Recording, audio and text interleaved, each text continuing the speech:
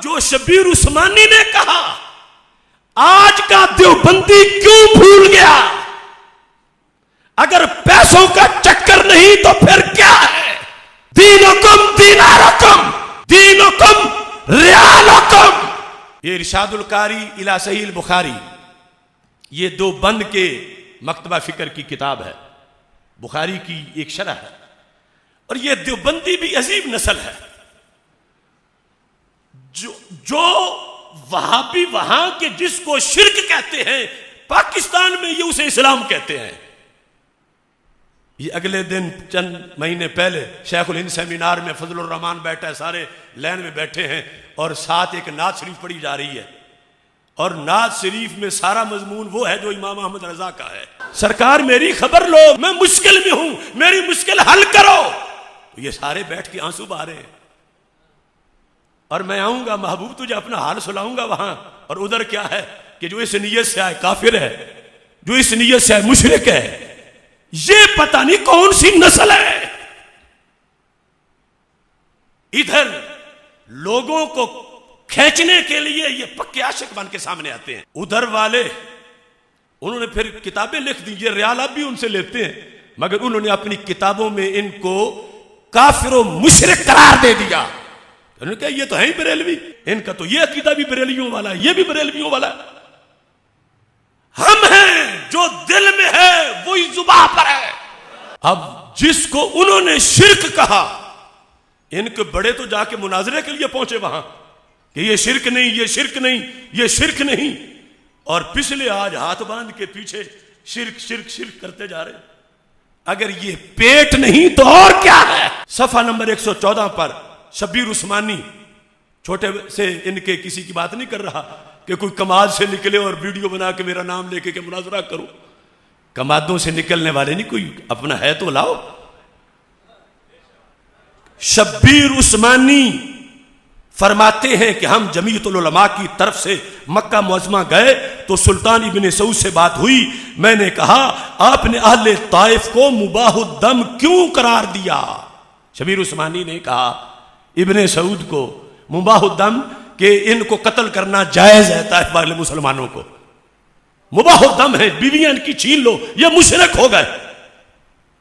ان کو تم نے مباح الدم کیوں قرار دیا؟ سن رہے ہو؟ سنائے. یہ ان کے ایک محدث مفتی رشید احمد کی کتاب ارشاد القاری الی صحیح البخاری تحقیق شرک مضمون ہے.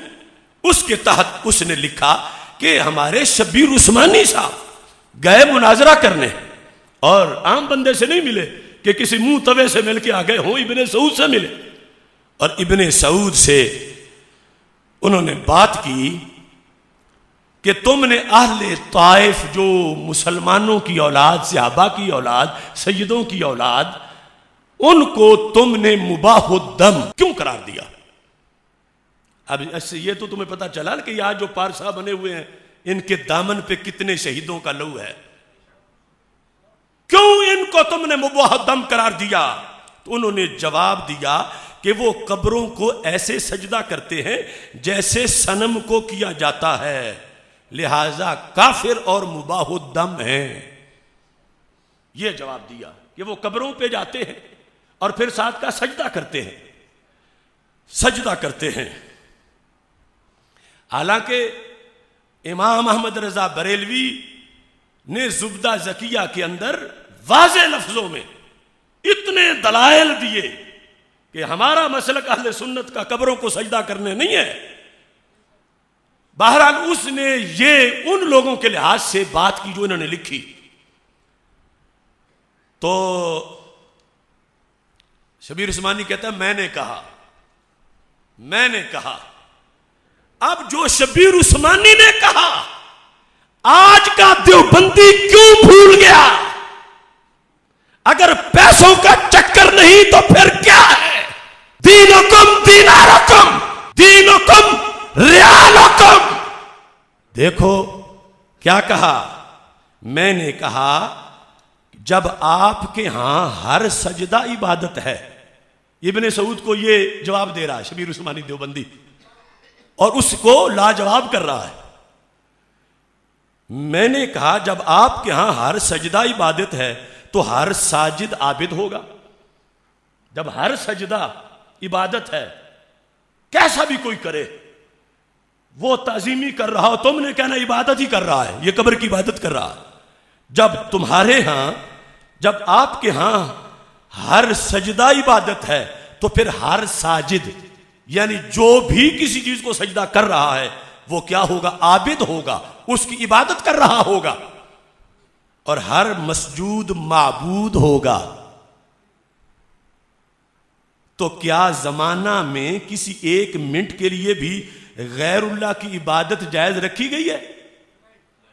اس سے پوچھا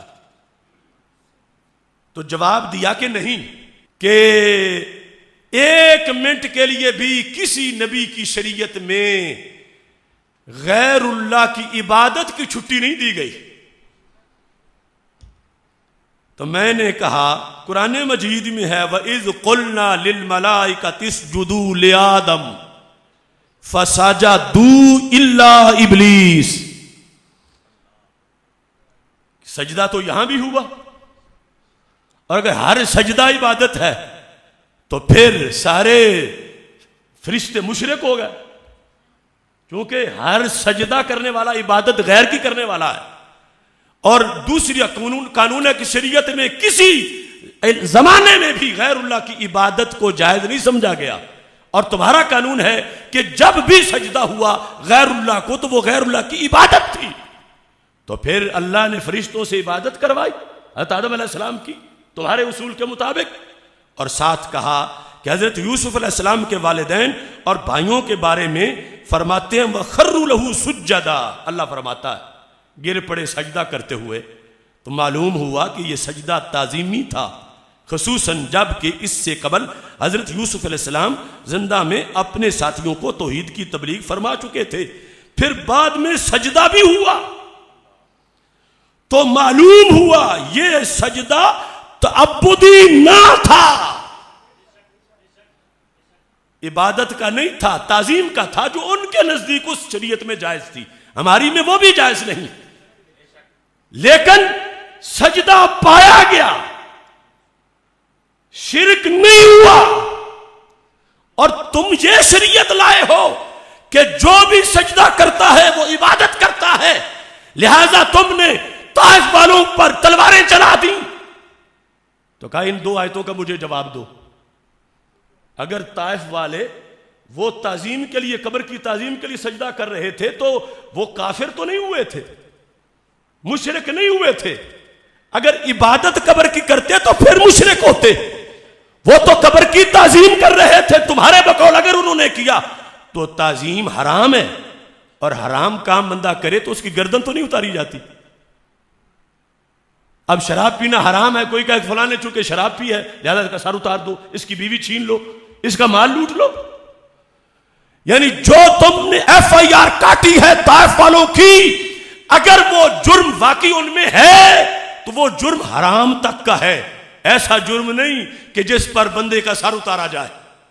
تو تم نے کیوں سر اتارنے کی شریعت نافذ کی؟ یہ ایک دیوبندی بول رہا تھا، کس کے ساتھ؟ ابن سعود کے ساتھ. یہ کتاب ہے چھوٹا سا رسالہ نہیں، شرح بخاری میں ذکر کر رہا ہے. اب اس پر سلطان خاموش ہو گئے، ابن سعود اس پر سلطان خاموش ہو گئے اور کہا میں عالم نہیں ہوں. عالم نہیں تو سر کیوں اتروائے؟ فتویٰ جعلی دے کر ادھر سر اتر گئے، بچے یتیم، بیویاں، بیوہ، سب کچھ لٹ گیا. اور تحقیق کر کے فتوی نہیں دیا تھا، فتوی جھوٹا تھا. کہہ کون رہا ہے؟ شبیر عثمانی، یہ لکھا ہے. کہتا میں عالم نہیں ہوں، نہ آپ کی تصدیق کرتا ہوں نہ تکذیب. تمہاری دلیلوں کی نہ میں تصدیق کرتا ہوں نہ تکذیب کرتا ہوں. ادھر صرف کوئی تماچا لگنے کی بات نہیں، سر اتارنے کی بات ہے. اور ادھر اپنا یہ حال ہے کہ نہ تکذیب کرتا ہوں نہ تصدیق. ہمارے علماء سے گفتگو کیجئے، ہمارے علماء سے گفتگو کیجئے. اور وہ علماء آج تک گو میں ہیں، وہ جو کچھ ہیں ان سے ہمارا علیحدہ ٹاکرا ہے، اور ان پر ان کا کوئی اعتماد ہوتا تو وہاں سے وہ میرا جواب نہ دلواتے۔ ان کو وہ نکھٹو قرار دے چکے ہیں کہ بندہ پاکستان کا ہے، جواب تم نہیں دے پائے، ریال کھا کھا کے تم اتنے موٹے ہو گئے ہو، ہم خود جواب دیتے ہیں۔ اب یہ صورتحال دیوبند والوں سے میں پوچھتا ہوں، یا شبیر عثمانی پہ فتویٰ لگاؤ یا سارے ریال باہر نکالو اور ان کو واپس کرو۔ اب شرک جس کی بیس پہ سب کچھ کیا گیا وہ فتوی جھوٹا تھا، غلط تھا، جرم تھا، ظلم تھا، اور ادھر صحابہ اور اہل بیت کی قبروں پہ بلڈوزر چڑھا دیے گئے۔ عید و رسالت کا نعرہ دنیا میں لگانے نکلے ہیں، اللہ